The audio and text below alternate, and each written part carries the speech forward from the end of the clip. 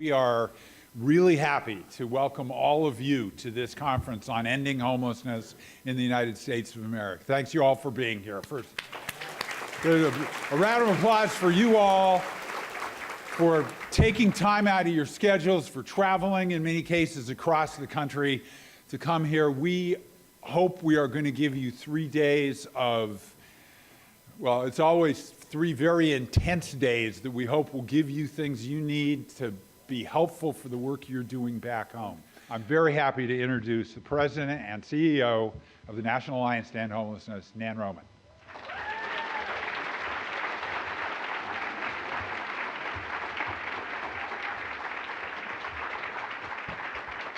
So let me interpret for you. Nan is really old, and she hasn't ended homelessness yet, so what the heck is going on? Well, thank you all so much for being here. As Steve said, we are just terribly grateful to you for being here. You know, a couple years ago when you were here in July, it was really hot. It was like 100 and some degrees, and we got a lot of complaints about that in the evaluation. And so David made arrangements for the temperature to only be in the 80s. So I hope you appreciate that. And that was very expensive. That was almost as expensive as the Wi-Fi connection. So anyway, we're glad to have you here, and I hope you enjoy your visit to Washington. And we're going to hear shortly also from our new mayor, and of whom we're tremendously proud, and who's been very committed to the issue. So glad to have you here in D.C. I'm sorry. And also I want to say that it's just tremendously gratifying to our board and to all of us here at the Alliance that you come to our conference, that we have such a terrific crowd this year. I know numerous people have told me that colleagues of theirs couldn't get in, and I apologize for that. But we have a pretty big group, I think. So we'll next year we'll be in this hotel still, but after that maybe we can squeeze a few more people in.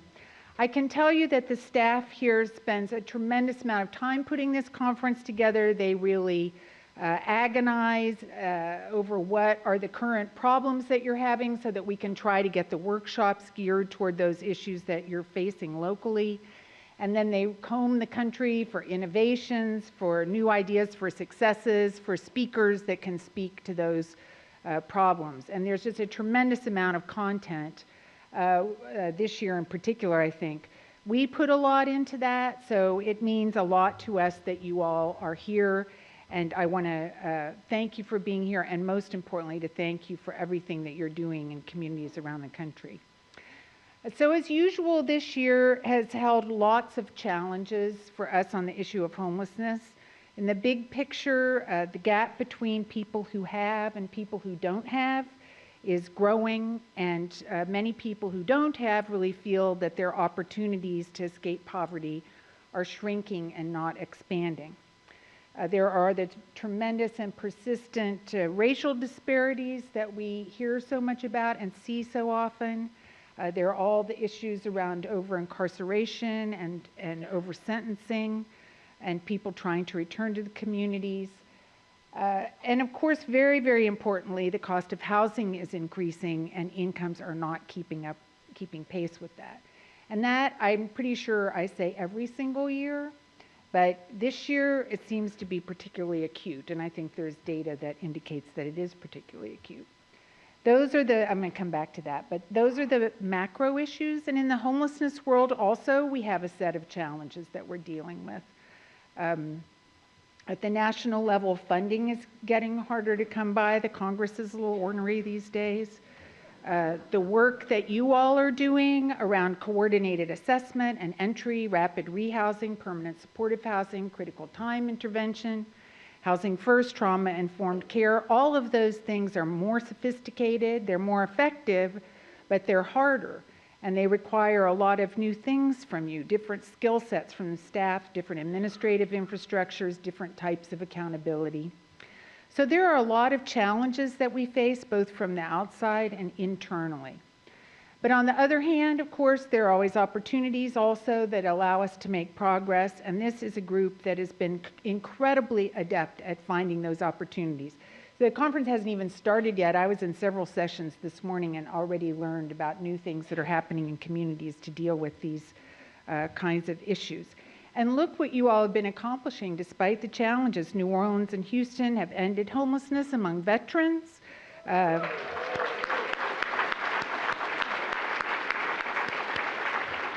And also, just before I came in here, several other places told me that they're on the cusp of doing that. So that's amazing. Los Angeles County revamped its entire family homelessness system, created these. In Los Angeles County, it's really a big, complicated place. It's got, I don't know, like 80 some cities, I think over 80 cities. It's, you know, bigger than 9 countries. It's really huge.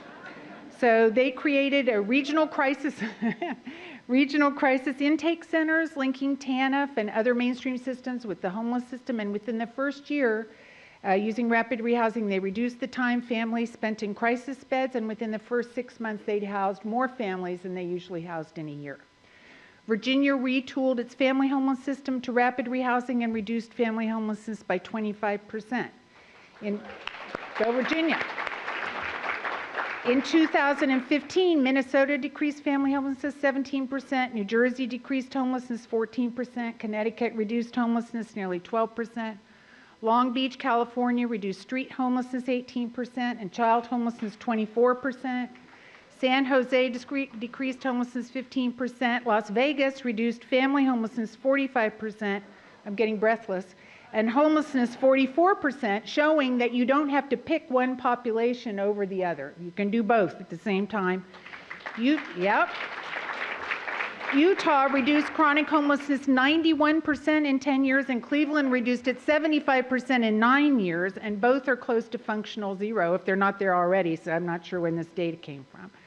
So there is a lot going on. There are a lot of exciting developments. I'm sure there are many other stories in the room. I can't name them all. But the bottom line is that homelessness overall, despite the issues with the data and all that, has continued to decrease in every subpopulation. And that is the result of smarter, harder work that you are doing. That's not just happening on its own. So there's no question that progress can be made and that you are making that progress. So now we have to think about what's next. What's next? What opportunities are there moving forward?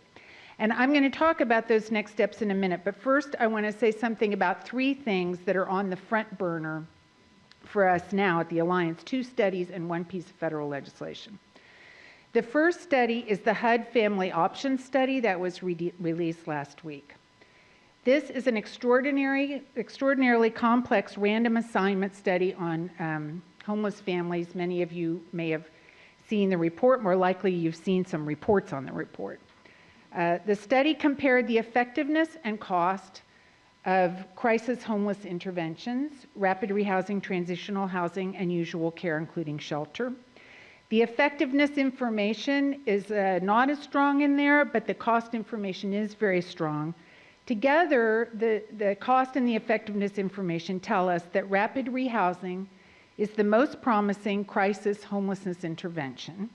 It performs at least as well as other crisis interventions, that is shelter, usual care, and transitional housing, and sometimes better. And it is by far the least expensive at $6,000 per family per stay.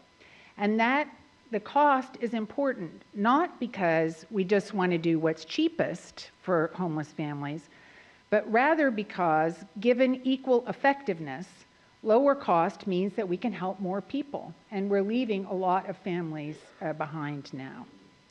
The study also tells us that transitional housing is by far the most expensive intervention at $32,000 per family per stay. So $6,000 rapid rehousing, $32,000 transitional housing. Transitional housing's outcomes, however, do not line up to that price tag. It doesn't have better outcomes than rapid rehousing or usual care. Our conclusion is that given that its outcomes are similar, but its costs are much higher, it makes sense for communities to look at shifting resources from transitional housing to less costly interventions that can have an equally strong effect.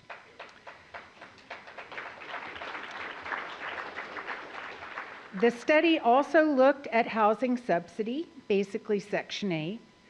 On that score, it reconfirmed what you all know, which is that housing subsidies end homelessness. They definitely do.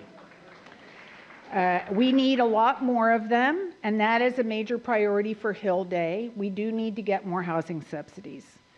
They work. But until we get more of them, what you have to offer the family that shows up tonight in your system is shelter, transitional housing, or rapid rehousing. And on that score, the rapid rehousing looks like the best bet, according to this study.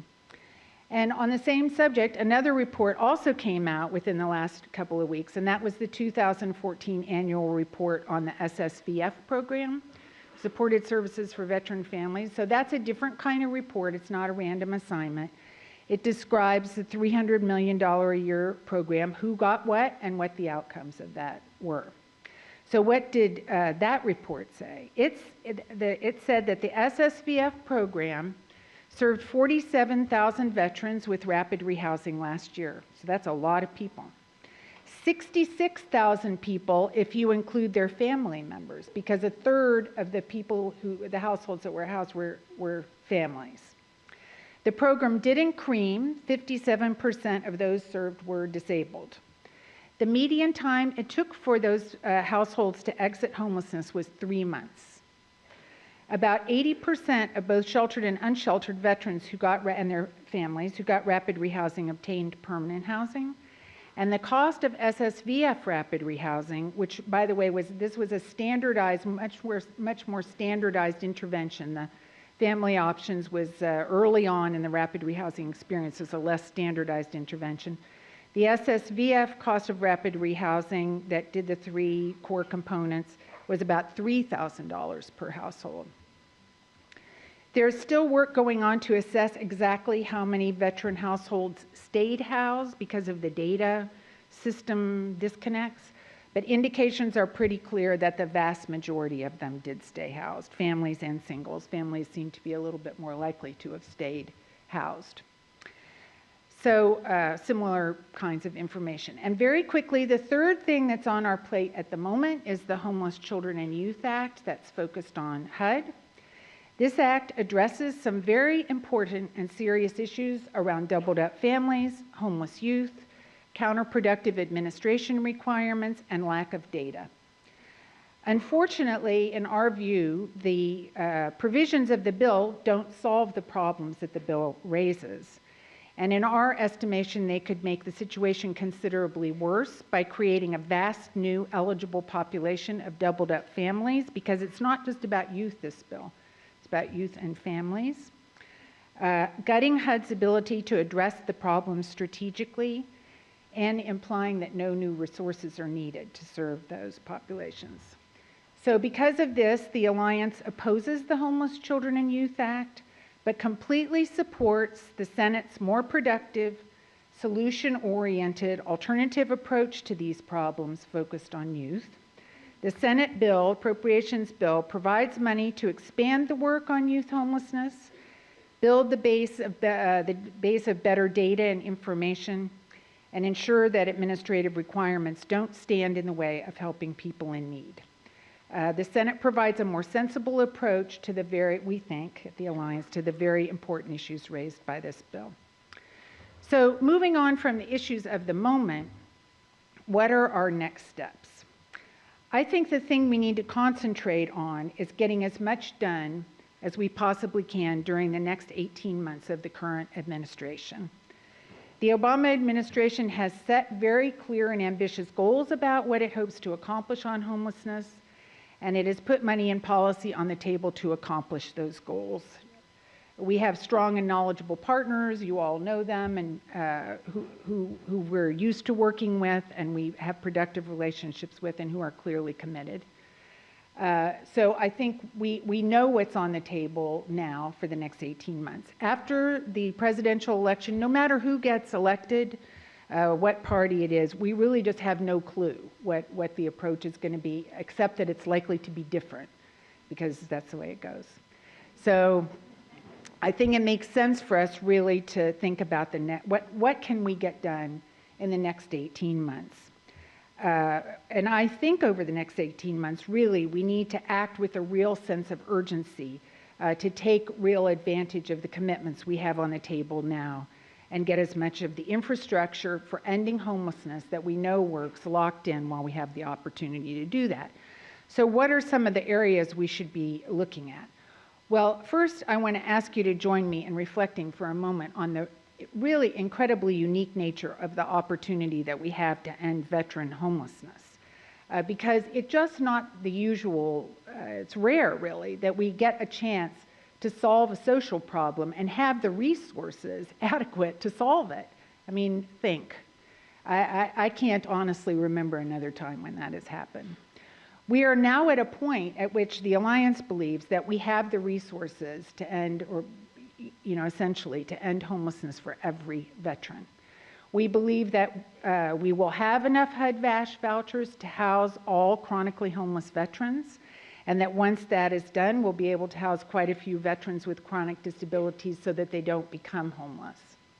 We have the money, but do we have the will and the skill to make that happen?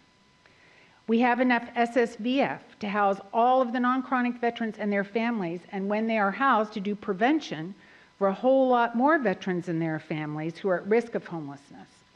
We have the money to do that, but do we have the will and the skill to do that? And we have significant GPD and many other resources for those for whom those two primary approaches won't work. But again, do we have the will to make it happen? At least on paper, we have the resources to solve the problem, but it's really up to us to seize that opportunity. This is not a case where we can blame anybody else, that we haven't been given the resources or the tools to do it. It's complicated, but it's on us.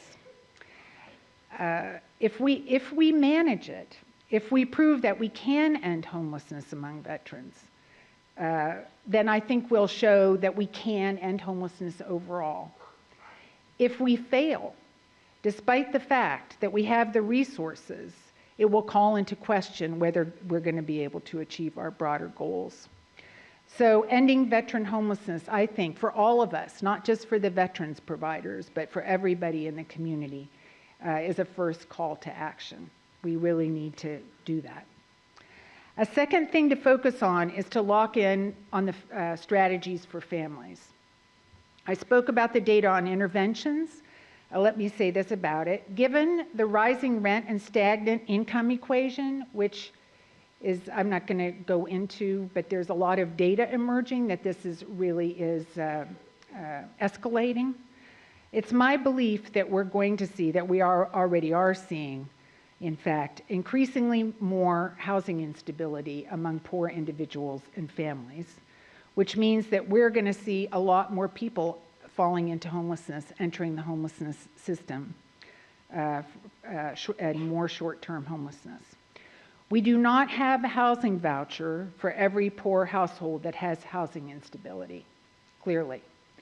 We cannot afford to put every household that has housing instability into a transitional facility at a cost of $32,000. And we do not want to let people languish in shelter while they're trying to save up enough money to move back into an apartment.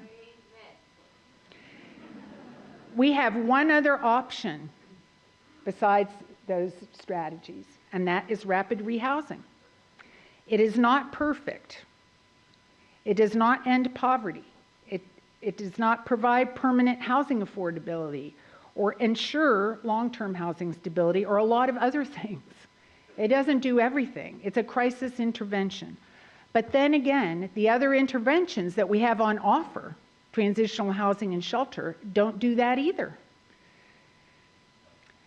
Rapid rehousing, though, does one very important thing for the vast majority of people it serves, and that is that it ends their homelessness. And ending their homelessness is our job.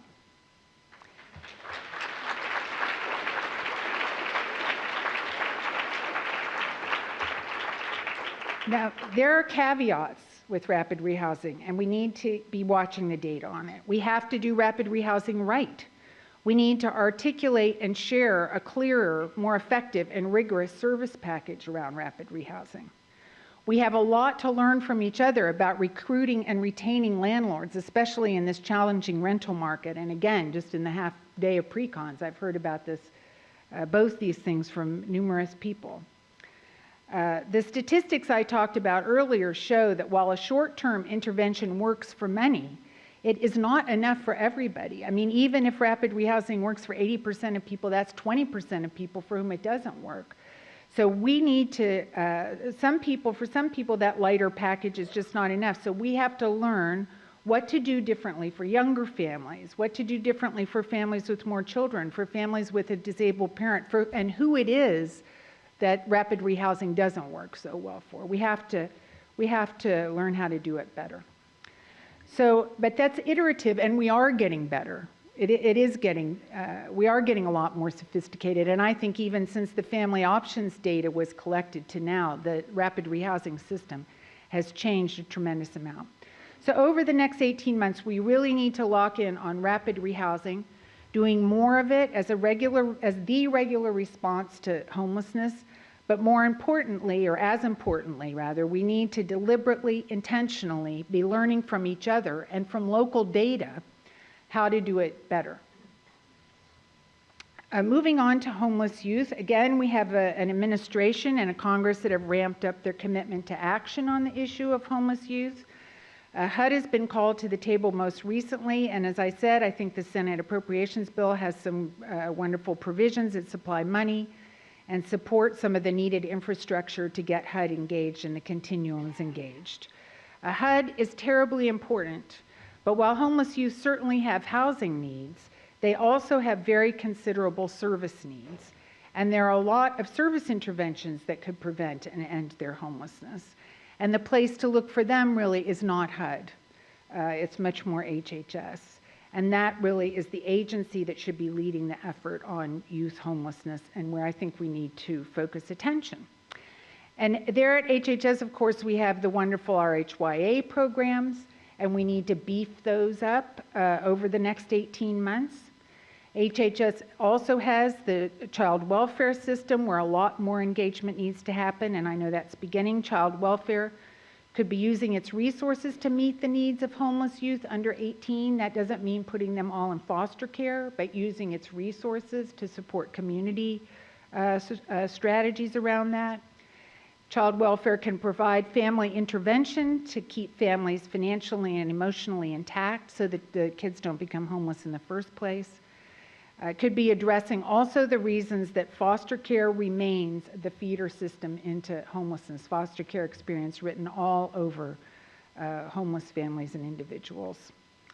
HHS also has the whole TANF system, which is really designed to support families and children and help them connect to employment. And finally, home visiting in particular is a highly effective intervention that could do a lot more to help young families establish viable households. You know, such a high percentage in a lot of places growing of the families that are in our adult family system are headed by a young parent, 24 and under. And they're really establishing new households via the homeless system. Adult homeless system, that is not a very good idea. And I think there's a lot of evidence around home visiting, and we could be much smarter about how to help these young families, let's just say, establish a household. And finally, we desperately need to establish a coordinated system in which the Department of Education, HUD, and HHS are all pulling in the same direction and helping us all pull in the same direction. So these are things I think also that we can be thinking about. It really is a disgrace that we are not serving half the kids we already count as homeless, even though we know that count is completely inadequate. We just cannot be sitting here 10 years from now, having lost a whole additional generation of vulnerable kids and asking, what are we going to do about youth homelessness? Now is the time that we need to do something.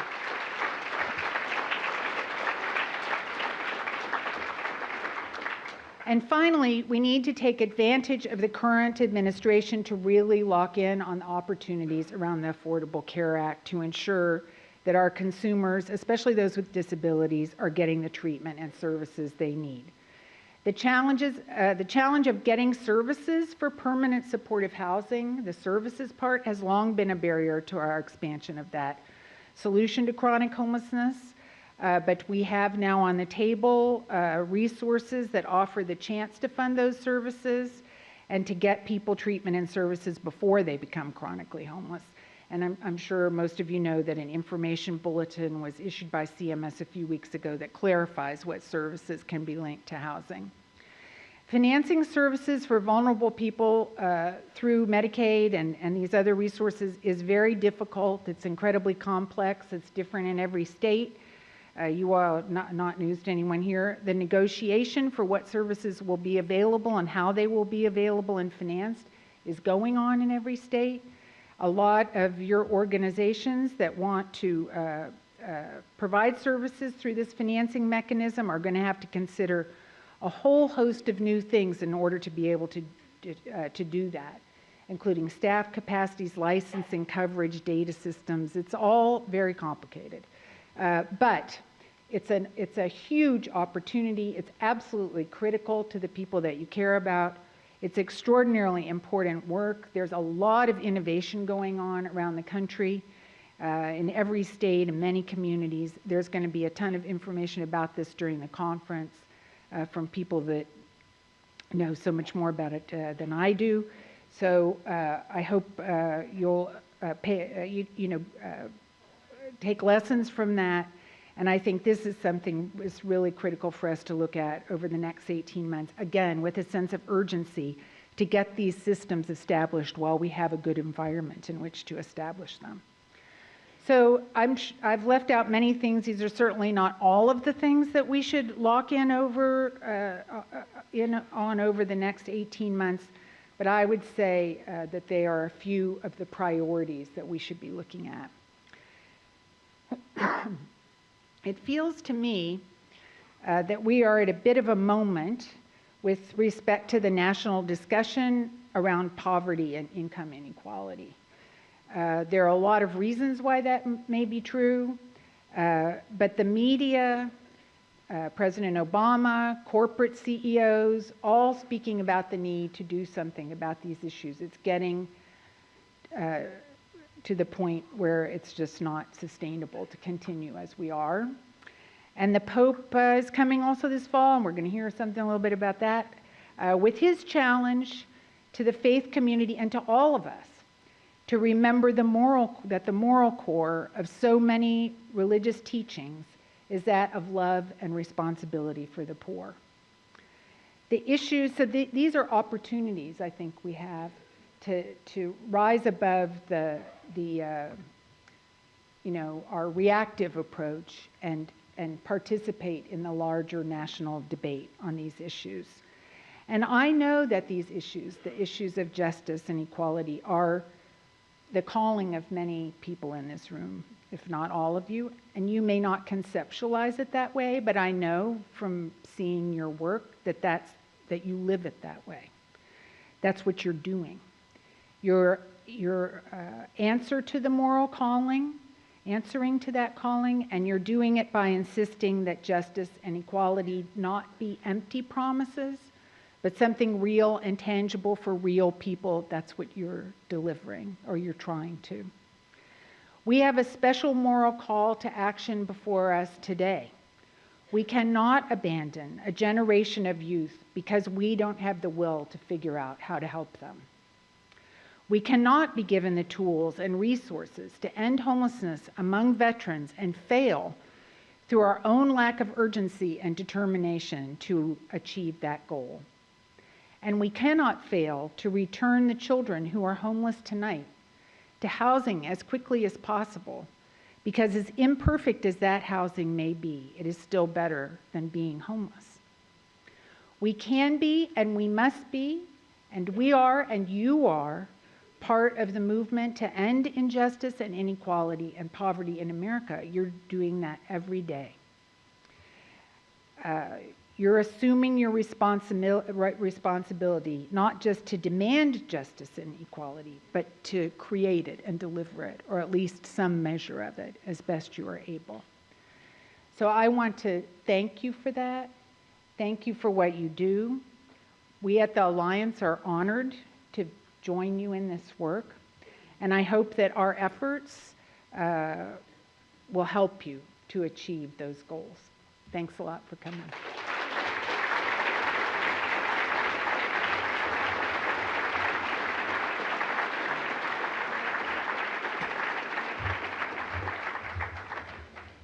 All right, thank you. So one of the things, when we at the National Alliance to End Homelessness really started looking at individual communities and how communities are doing and what kind of progress they're making, one thing we learned very quickly is that in the communities where things are really happening, one of the keys to success is leadership from the top. Is having somebody in the mayor's office who's clear about what needs to happen and has the will and the energy to make it happen. Since then, we've also found out that the moment when an old mayor leaves and a new mayor comes in is a time of great nervousness for everybody. Yeah, because things can really change. Things can get worse or things can get better. And the one other thing I've known for a long time working on federal policy around homelessness is it really matters what's going on in Washington, D.C. It's very hard to go up to Congress and say, when you invest money in homeless programs, good things are going to happen if good things aren't happening right here in the town where all their staff live. On the other hand, when good things are happening, then it's very easy for them to understand, yeah, homelessness is where we need to be putting our money because look, of all the great stuff that's happening. So for these reasons, we're very pleased and proud, the next person I'm going to introduce. When Mayor Muriel Bowser took over as the mayor of Washington, D.C. just recently, she has come into office being very clear with everybody in this Washington, D.C. community about what needs to happen. And we need to get our neighbors with severe mental illnesses and other disabilities off the streets. We need to get families with kids out of long-term shelters and back into housing. We need to get serious about what's going on with youth homelessness. And then she has backed up those messages with real action, with budget requests that really have put the money on the table to make these things happen, and then working with the city council, working with the business community, working with everybody involved to make good things happen in Washington, D.C. on homelessness. So it's my great pleasure to introduce Mayor Muriel Bowser. There she is.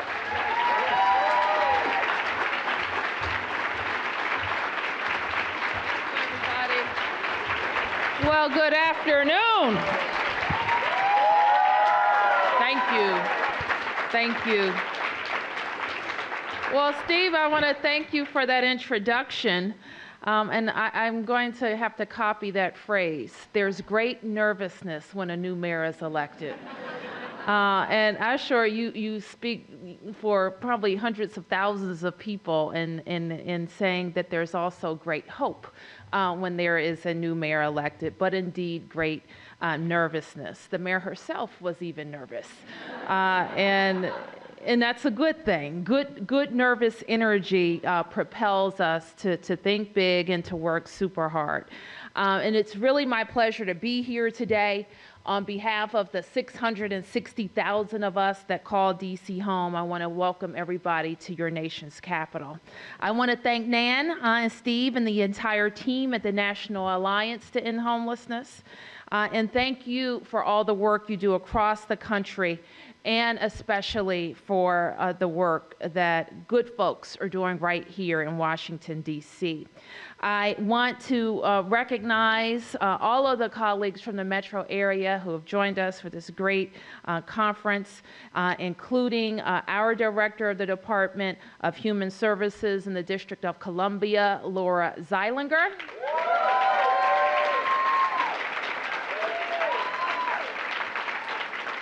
Including our Director on the Interagency Council on Homelessness, Christy Greenwalt. Christy Greenwalt, a big round of applause.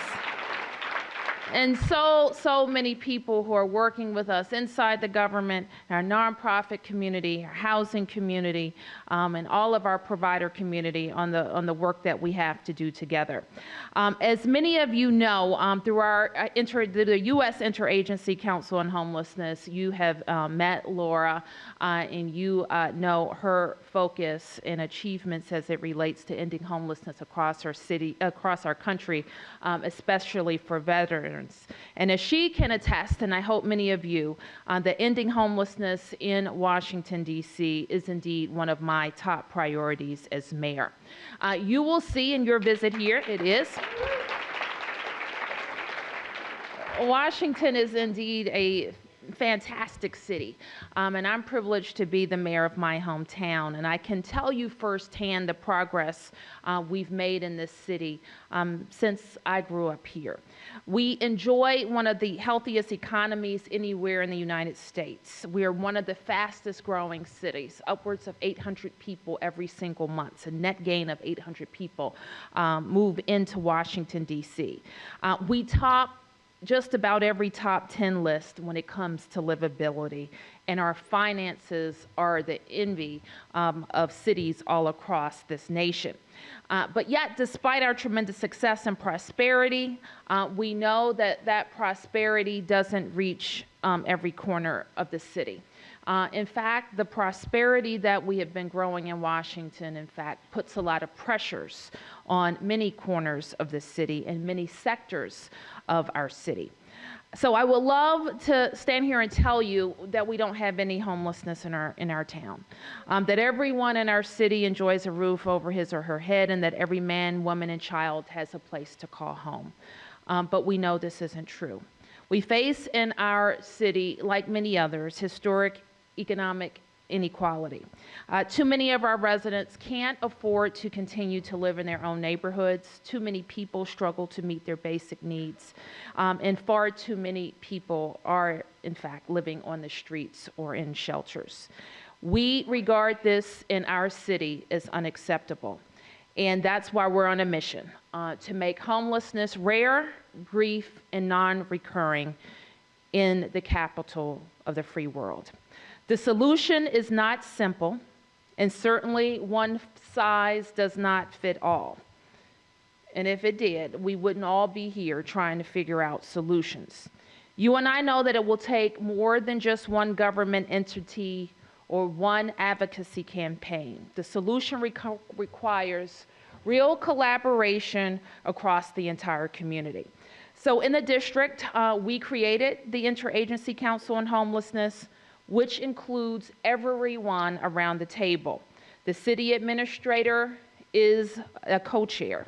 Cabinet directors sit around the table. Advocates and providers alike are part of the solution.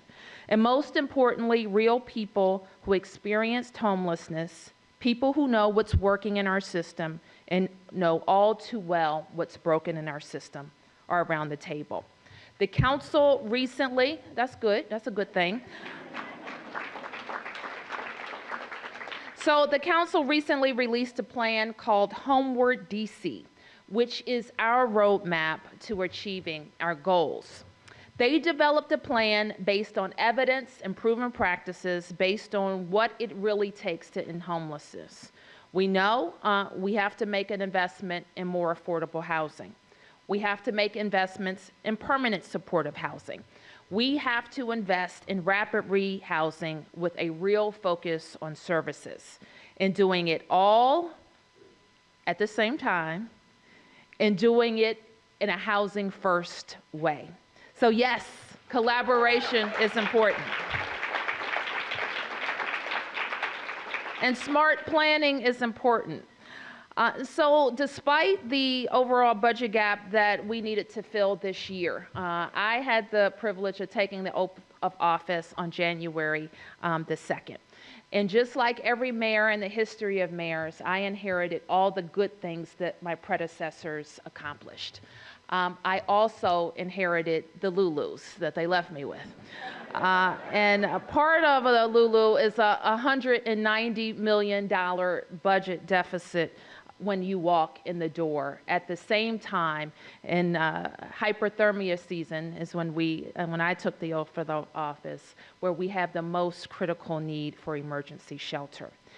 Then we knew that we could not only talk the talk, but we had to walk the walk.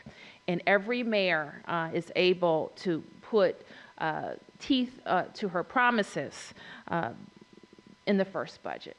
So what we were able to do was close the $190 million budget gap, while at the same time make historic investments in ending homelessness in the district. Here's what we've done. We've pledged $145 million for locally funded homelessness assistance, including a nearly $23 million down payment on the first year of implementing our strategic plan. The budget includes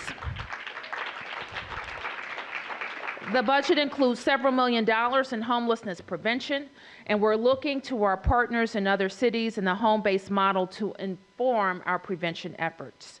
We devoted $35 million for permanent supportive housing for families and individuals. We have set aside $20 million for rapid rehousing, which we continue to refine to ensure that people get the support that they need to succeed and find their permanent home. We are investing in more wraparound services so that we can tackle problems holistically. For the first time in 10 years, we opened a daytime service center. The center serves as a place where people can take care of immediate needs like laundry, showers, and food. But it's also a place where they can receive services that directly link them to housing and job support. My budget includes historic investments as well in affordable housing. We want the emergency shelter and housing system to be just that, for emergencies. And we want to have systematic, consistent, reliable funding in affordable housing. That's why my budget includes $100 million to support our Housing Production Trust Fund, which will preserve and create affordable housing units. So these investments are just a start. It's a down payment. We have a long road ahead, but we're committed to doing just that. We're fortunate in our city that our growth and prosperity allows us to invest in spreading that prosperity across all 8 wards of the District of Columbia. But those investments won't continue. I won't be able to make the arguments with Laura and Christy if we aren't successful.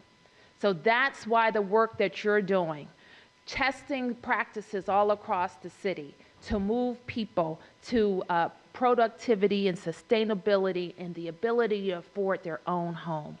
We know when we put housing first, people will take care of all their other needs.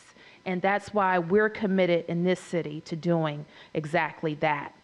We've set big goals for ourselves. We joined the First Lady and President Obama to end veteran homelessness this year and to end chronic and family homelessness in our city with equally aggressive goals. We're committed to ending family homelessness. You're going to hear, if you haven't already, about a troubled family shelter we have by 2018, 2 years ahead of the federal goal. We understand that these goals are bold, they're big. We also understand that we're asking a lot of our fellow residents. The taxpayers of the District of Columbia have stepped up in a big way. We're also asking neighborhoods across the District of Columbia to welcome their fellow residents who are exiting homelessness in neighborhoods where their children can go to school, where they can be safe, and where they can get back on track. And we owe it to them to only do and only invest in the practices that we know will be successful. Now, I know Washington isn't alone in the race to end homelessness. Other cities like Salt Lake, New Orleans, Houston, and cities all across our nation are stepping up to the challenge as well. I also know that there are innovative and inspiring things happening across the country, and we want to hear from you. I make available our team to share the experiences that we have in Washington, and I hope that you will call on us and share the experiences that you have at home. We all too know that we can do a lot as cities, and I can do a lot as the mayor, but we also have the opportunity to reach out to our leaders. That's why you're here in Washington, right? So you want to reach out to your leaders in the Congress. Reach out to President Obama and his staff like we did just the other day, because we have an innovative idea that we think the federal government should step up and help us with, that can serve as a model for this nation. So big cities do big things all at the same time.